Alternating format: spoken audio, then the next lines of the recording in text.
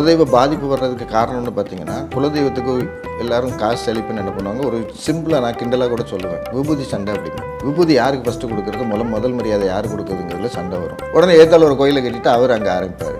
இந்த கோயிலும் ஒழுங்காக பூஜை நடக்காது, அந்த கோயிலுக்கும் ஒழுங்காக பூஜை நடக்காது. நல்லா ஒழுங்காக இருந்த சாமியை ரெண்டாக பிரித்து 2 இடத்துக்கு ஆக்கிட்டீங்க. அப்போ என்ன பண்ணுறீங்க, தேரை எடுத்து தெருவில் விட்டுட்டீங்க. அப்போ அதோட குரோமோசோமோட ஸ்ட்ரென்த்து வீக்காக போனோன்னா ஒரு 10 தலைமுறைக்கு மேலே அந்த குடும்பத்தில் ஆண் வாரிசுங்கிறதே கட்டாயிடும். மொத்தமாக அந்த குடும்பம் அதோட சந்ததி முடியுது. அப்போ குலதெய்வத்தோட அனுகிரகம் அங்கே முடிஞ்சுது. ஆன்மீக பக்கம் திரும்பினதுனால என்னைக்கு எந்த சாமியை வழிபடணுன்றது ரொம்ப குழப்பமாயிடுச்சு. ஃபிக்ஸ் பண்ணி வச்சுட்டாங்க. செவ்வாய்க்கிழமை முருகன் தான் கும்பிடணும், திங்கக்கிழமை சிவன், ஞாயிறு தான் சிவன், அந்த மாதிரி ஒவ்வொரு நாளுக்கும் ஒவ்வொரு தெய்வத்தை வந்து ஃபிக்ஸ் பண்ணிட்டாங்க.